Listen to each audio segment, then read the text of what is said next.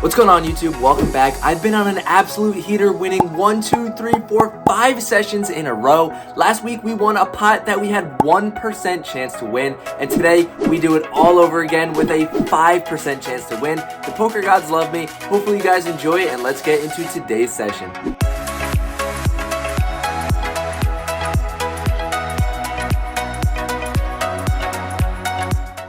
Alright, ladies and gentlemen, welcome back. You guys are in for an absolute treat because I pushed some crazy action in this first hand.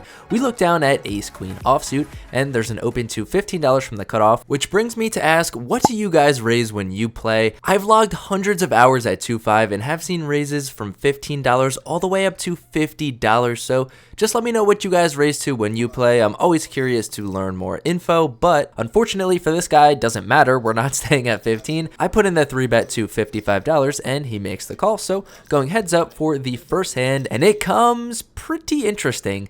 King high, so I'm wishing I had ace king, but it's all spades. But nonetheless, I do think we have to c-bet here. Like I said, the king is much better for my range, even though I don't have one, blocking some of the strongest kings in king queen and ace king. I bet out for $55, but shh, don't tell him we don't have a king.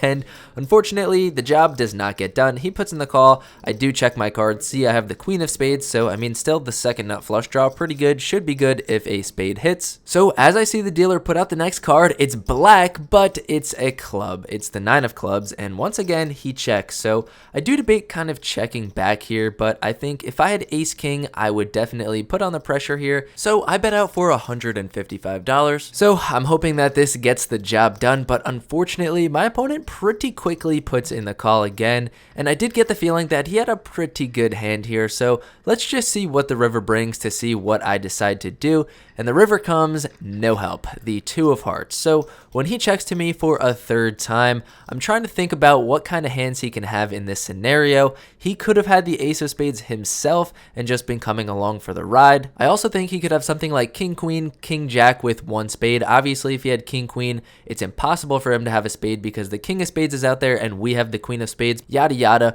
Moral of the story here is I decide I'm not going to be a bitch on my very first hand. At this game, I barely bluff, and everyone always sees me show over monsters. Like I've said in a past comment, I'm about 9 for 9 and plus like $7,000 at this game. So I think it's the perfect time to use this image, put out a big bet, and pretty much target a king and get them to fold. So I fire pretty big here. I bet out for $350. And unfortunately, my opponent does not snap fold, but he also does not snap call. So now is the ultimate sweat. What does this guy have? Is he going to call? Am I going to be down about $500 in my very first hand in like my first 30 minutes here?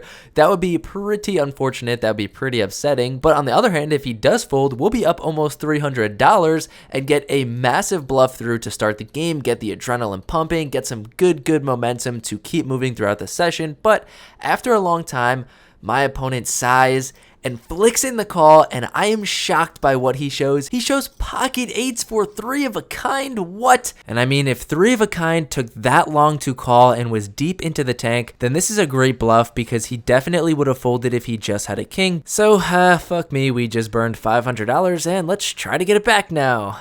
Alright, so the comeback mission is definitely in full swing, and when we pick up ace 9 of diamonds on the button, definitely a perfect hand to play. And when there's an open to 15 yet again, I 3-bet to 50, and this time the big blind cold calls the 50, which is quite interesting, and the initial raiser calls. So we're going 3 ways to a board. Not ideal here, but we are in position, and we flop second pair on jack 9-4.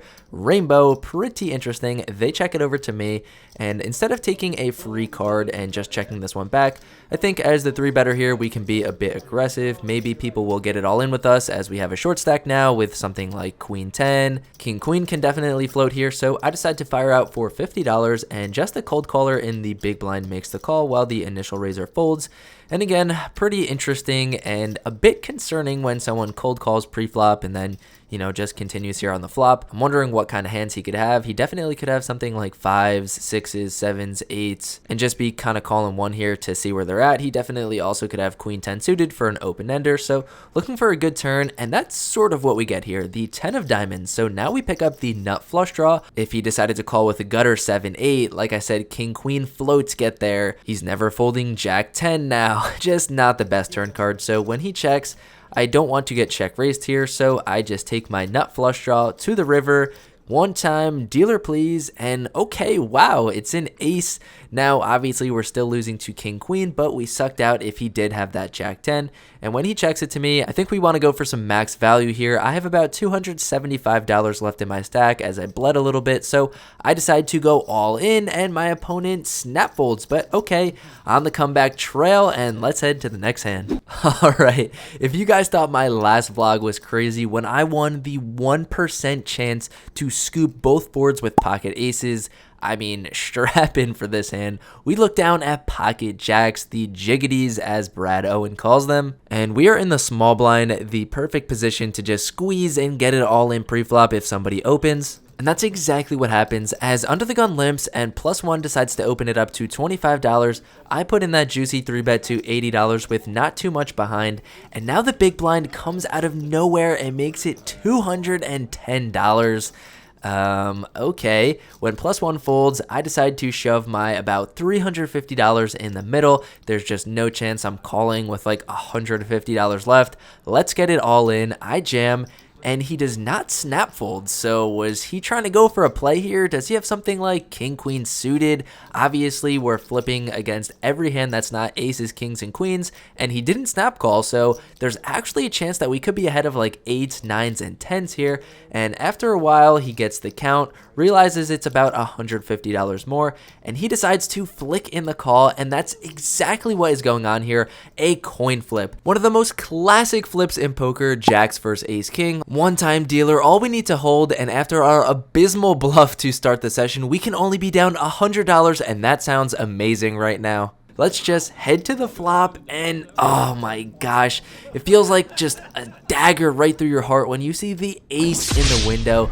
Now this coin flip is completely one-sided, and it just seems like there's no chance that we are going to win this hand. And things go from worse to 10 times worse as the turn is a king. We don't even have a flush draw. We are now down to 2 single outs. We went from just having to hold to now only 2 cards can save us. The 2 red jacks, the jack of hearts and the jack of diamonds. Dealer please, we have about 4.5% to win this pot. The river comes one time. Drum roll please. Oh my god. Yo, who runs better than this guy? Ace, you run so good. Who runs better than this guy? A jack! Oh my goodness. I won a 1% last week, and now I just won a 4.5%. I run like an absolute god at this game. I can't believe it. My opponent's pissed. I don't blame him. I'm just like, I have no words, honestly. No words. But let's go, baby. Come on. And I know I say this time and time again, but strap in because this hand is just, you know what, I don't want to keep saying insane or crazy, but I mean, I don't know what else to say. This hand is fucking nuts. So let's get right into it. We look down at pocket nines in the $10 straddle. There's 2 callers of $10, and now the button bumps it up to $75, and we are in a very weird spot here for a few different reasons. You guys might be thinking, okay, the button's trying to steal this. We could put in an easy 4-bet and take it down, but the player that's in the button is a nit, and when I say nit, he's a nit. He only plays like aces, kings, ace, king suited, queens, jacks, 10s, and guess what? All those hands are destroying us. He's not one to put in a big raise with like ace 5 suited and try to take it down here. No, he would just limp that. And the other reason it's really interesting is because if I put in the $75, that opens the door and invites both of the limpers to call, and going 4 ways with pocket nines is literally the last thing I want to do here. So I just feel like I'm pretty much handcuffed to put in this 4-bet, and if he calls or 5 bets, I know I'm absolutely smashed and I'll just have torched like $200, but Nonetheless, like I said, I don't want to go 4 ways. I want this to go heads up even though I'm out of position, so I do put in that 4-bet to $260. I think I could go a bit smaller, but that's just being nitpicky, like $230. But nonetheless, $260 is what I did, and it folds back to the button who thinks for not too long before putting in the call. So I'm like, great. Like I said, this guy's a nit. I'm absolutely effed. Unless I flop a 9 here, I'm done with the hand. I don't even care if the flop is 2-3-5 and I check and he bets, I'm folding. Seriously, that is how much of a nit this guy is. So anyways, we're going heads up to a flop of 9 high. Oh my goodness. Now I went from praying he does not have one of those overpairs to just getting on my hands and knees saying, please, I hope he has aces and kings. Let's get it all in. I mean, the run good that I've had these past 2 weeks at this game is just mind-blowing. It literally probably seems to you guys that I'm just going out and handpicking these flops and stuff, but I can assure you this is real money. It's a real game. This shit really happened. Okay, time to lock in. How do I extract max value? How do I double up in this hand? We definitely don't want to check. I would c-bet if I was bluffing, if I had something like ace queen of diamonds, if I had ace king of diamonds. If I just had ace king, no diamonds, I would probably c-bet this board as well, thinking that it might not connect with him too well. He also could have those ace king of diamonds, ace queen of diamonds, and we could get it all in for a massive flip right now. But I don't want him to fold if he has something like king queen of hearts, jack 10 of hearts, ace king of hearts, ace queen of hearts that have 2 overs. Some hands have a gutter, a backdoor flush draw. So I only bet $150 here, and I'm happy to see my opponent flicks in the call. I would have loved to see a raise and I could have gone all in, but hey, I'll take a call instead of a fold. So going to a turn, hoping it's clean. And holy shit, does this get any better? The turn is the 7 of hearts. Not only is that good because we have a full house and now basically all of his hands are drawing dead besides obviously aces and kings. But like I said, if he had one of those hands like jack 10 of hearts, king queen of hearts, ace king of hearts, he just picked up a flush draw and he is not going anywhere. So the question is, do I bet small again and then have an easy jam on the river? Do I overbet jam right now? Because that's what I would do if I had ace king of hearts. I think I had somewhere in the range of $500 and $600 left at this point. So looking back on it, I think the easiest way to get all the money would have been to bet $200, $250 now, and then it's an easy $250 to $300 jam on the river, and he's just not really folding anything, obviously, unless he whiffed his heart draws. But in the moment, I decided to check because I also do think that that looks like I have ace king, no hearts, king queen, no hearts, and I'm just giving up with this hand. And he could decide to start betting now, or he could think his pocket 8s, pocket 10s, and obviously all of those overpairs thinking they're golden. So in the moment, I did decide to check, and when it's on my opponent, he decides to check back, which I'm not sure if that's a good or a bad thing. Could mean he's got some showdown value, or he picked up a draw and is trying to see a free card. Who knows? Let's head to the river. And it's really good. It's the 8 of spades. If he has jack 10, he made a straight. All of those overpairs or even underpairs, if he had like 5s and 6s, might think that they're good because all the flush draws bricked. I think this is a great card. I can now make it look like I missed something, and now I'm just jamming for, just trying to get him off any hand that he's on. So like I said, I've got about $550. There's no decision now. I decide to go all in, and I am very happy to see that my opponent does not snap fold, and he also doesn't snap call. So I think maybe he does have one of those hands like pocket 10s, pocket jacks that are just in a really weird position. And I mean, he's got to be a smart guy. He's got to realize that he plays pretty tight, and everyone else at the table notices that. So he's got to understand that I know that he's tight. So it's just a lot of I know that you know that he knows that she knows that we know that you know that I know stuff here. But anyways, I'm praying for a call now, obviously, and after a long time, my opponent flicks in the call. I show over the pocket 9s proudly, and he looks like he wants to puke, and I'm like, what'd you have, like queens, jacks? And he's like, yeah, I had pocket jacks. So, oh my goodness, that's twice now that we got lucky. We got lucky with pocket jacks. We got lucky against pocket jacks. I can do no wrong today, baby. Full double up, and now we go from down $500 to up $1,000. I mean, just insanity. I can't believe it, and just let's keep going to the next hand, huh? Next, we head into everyone's favorite game, the PLO double board bomb pot. If you guys are new here, everyone puts in $15. We all get dealt 4 cards, just regular PLO 4, and the dealer puts out 2 boards, and oh my goodness, As usual, we smack one of these. I flop trips on the top board and the nut flush on the bottom board. Although that one's paired, if he somehow just flopped a full house, we can hit an ace and cooler him and scoop the entire board, but yada yada. I check, it checks all the way to the button, who decides to bet $80. And it's so funny, it's my boy, he co-runs the game, and he was like, let's put some money in this pot. And I was like, oh, you want me to put some money in the pot? Okay, pot. So I raise it up to $325.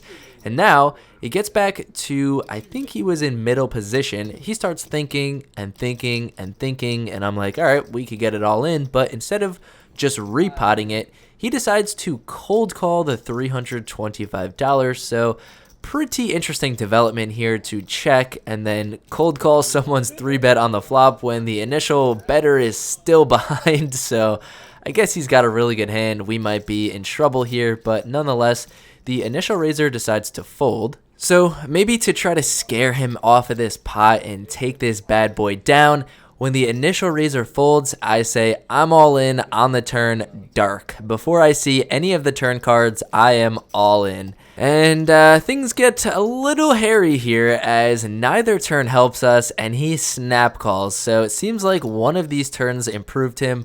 I hope it's not the top board. I hope he doesn't have a full house with the 7 and then also have a deuce in his hand because we'll get scooped. But nonetheless, let's head to 2 rivers now. And when the rivers come out, he says, I have quads. So I'm like, okay, yeah, we're probably chopping then. I show over my hand, and yes, he did have one of those hands that we could have scooped. He drilled the king on the turn and snap called, and I'm so annoyed because if he didn't hit that, he probably would have had to fold to my instant jam, but that's how the cookie crumbles, and we're on to the next hand. Then we get right back into one of our favorite games, the PLO double board bomb pot. We actually don't have a great hand, and this hand was dead at midnight, so time to get into the gambling late hours of the night. But anyways, I pick up my hand to try to show you guys it better here, but wow, we flop a straight on the bottom and trips on the top. Pretty good if you ask me, and we have a diamond draw on the bottom as well. If our straight doesn't hold up, we could rely on that. So anyways, we are in a pretty good spot here. We decide to lead out for $60. There's one call, and then our gambling friend Cho decides to raise it up to $325. So yeah, we're in a pretty good spot here, and as you see on the bottom, we are sitting very deep, and if you look over at my opponent, he's sitting very deep as well. So I repot this thing. I think it was around like 1400, maybe a bit less, so it's back on him to decide if he wants to go all in right now or fold his hand. He already put the 300 in. It looks like he's got about 500 plus the $500 chip plus like $500 in green, so we have similar stacks, so it's definitely not the easiest call off in the world, especially if he does not have the nuts on either board.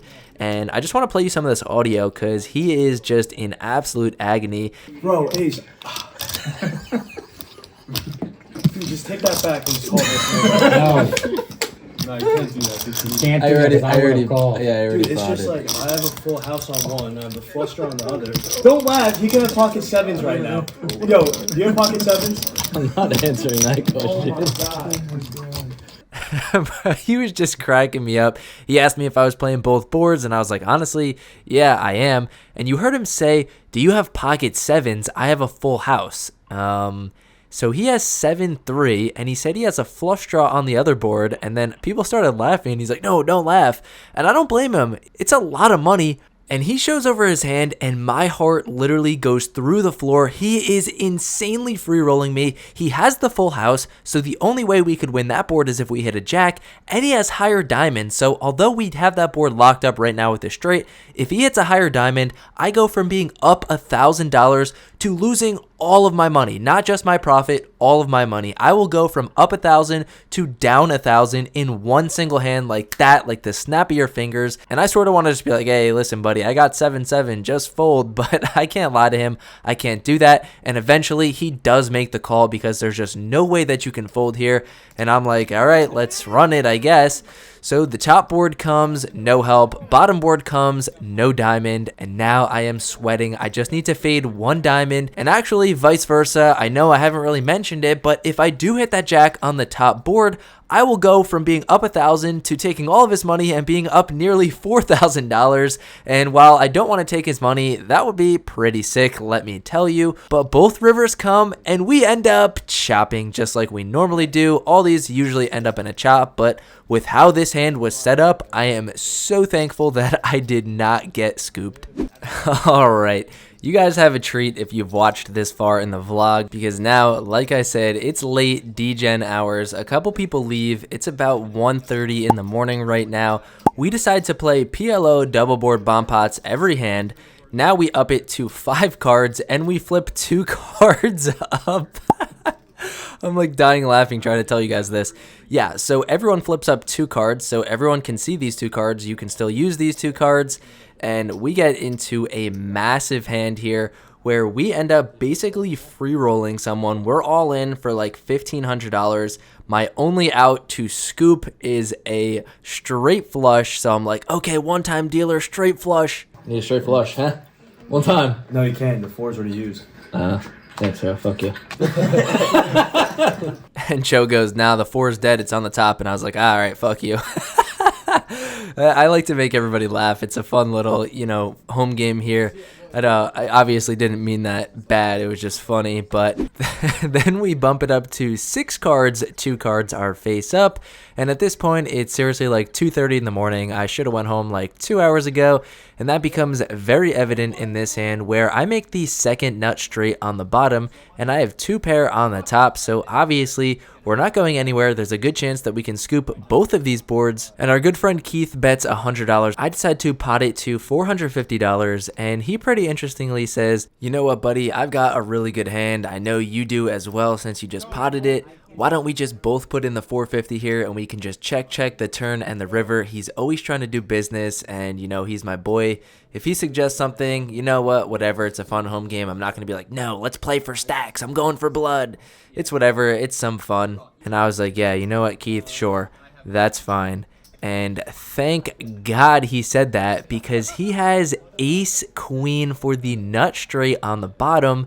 And then he winds up rivering an ace for a set of aces on the top. I am disgusted staying late with these guys and playing these mixed games where I thought I might have a little bit of an edge because I play a lot of PLO 6 and especially PLO 6 double board online. I now go from plus $1,000 to minus $600. I only have $400 left in my stack, so I'm not leaving. So I turn to one of the co-owners of the game, my boy Aurelio, and I say, you want to do some flips? And he's like, yeah, buddy, let's do some. Has anyone got to the end of their poker session, you guys cash out, and then you're like, you know what, does anybody want to do some coin flips? Like, I'm down 100. Anybody want to flip for 100? Well, I did that times 10. I cash out, I have cash in my hand, and I say to him, you know what, you want to do some cash flips? And he's like, yeah. Get ready to die laughing. We're so degen, we said, fuck it. We each put in $400. We each get dealt 5 cards. Face down, the dealer runs out the board, and whoever gets the best hand wins. We go one by one. It's hilarious. I'm like, I have a pair. Then he's like, I have 2 pairs. Then I'm like, I have a flush. And it's just so funny. Let's head to the audio. Let's go. Let's win, baby. King. 8. That's nothing.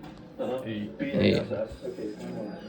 Deuce. I have a deuce. You got spades? There's no spades. You got nothing. He's got a pair at least. He's ahead. He's still ahead. You need He needs a 6, 9, pair. He needs an ace, a queen, a king, an 8. Wait, what is he? He needs just a pocket pair. 9. Oh, wow. Oh my, this motherfucker. You got 2 cards left. He needed an ace. A 3. You got a 9. He's got We a have pocket kings. ace. I'm He needed fucked. ace. There's only I one. need a 6. Maybe. Did you get it? Yeah, I have a 6. Oh my god. He binked it? Yeah. I have a trap draft. Oh my god, sorry for the crappy camera work, but basically at the end of it, he has pocket kings and I only have 1 pair and there's 2 6s on the board. So basically, I need to flip an ace to have pocket aces or a 6 to bank trips. I flip the card and it's a 6, so we drill that. I win a couple of these and then we bump the stakes to $400. So this next one is $400. Let's watch. Head to the audio. Let's go. Wow, this is a So filthy board. 3, 4, 5, 6. So 7, 8's the nuts. I have a 3. 5. Wow, you 2 pair. He needs spades. Spades are low. That's actually good. That gives you a straight draw. Jack. He's got 3 pair. I'm straight. No, you have 2 pair. No, No, he's a that's straight. a straight. He is 2 to a straight. 6. 2 to 2, 6. 3, 4, 5, 6. Ooh, you have a nut flush. Draw. Oh no, I have the That's nuts. the nuts. Yeah, you're good. Oh my god. Do you? Yeah. Yeah, they're not flush. $50 after. Bink! I am starting my new career as a blind flipping degenerate gambler. I am way better at this than poker, baby. Let's go. Alright, one more for the night. Hopefully you guys are enjoying these. They are very adrenaline filled, super mindless, and yeah, super skilled, right? I want to promise you anything. Kind of went in on it. I like the pulley game on the cards. I have an 8. So 9, 10 is the nuts. 2000. Ooh, that one helps me a lot. Yeah, nice. Oh wow, trip He's eight. got his set. 2000. I need a fucking straight, don't I? That's a good start. I need a 6 or a... Sounds right, right? I need a 6 or a 10. I need a 6 or a Come 10. on. 6, right here, baby. That's not bad though. 44. I need a 6 or a Yeah, 10. you get a 4. Now you. Oh, I need a 6 or a 10. Or diamond now. Oh, my God, you have so many outs. A diamond does it. Dude, too. I have so many outs. Don't. Can I flip it? Dude, okay, 6, a 10. Yeah, you can flip it. A 6, a 10, or a diamond. Fuck! Wow, that was big. Hopefully you guys enjoyed that. Some absolute craziness. And after all that, I was up $1,000. Could have cashed up $1,000, but after all that, I only won $200. But it's all right. Had a blast with those guys. Had some fun content. Hopefully you guys enjoyed it, editing it right now. I'm headed to Vegas, so my next bunch of vlogs are going to be from Vegas. Hopefully you guys enjoyed that. As always, thank you guys for watching. Peace out and have a great day.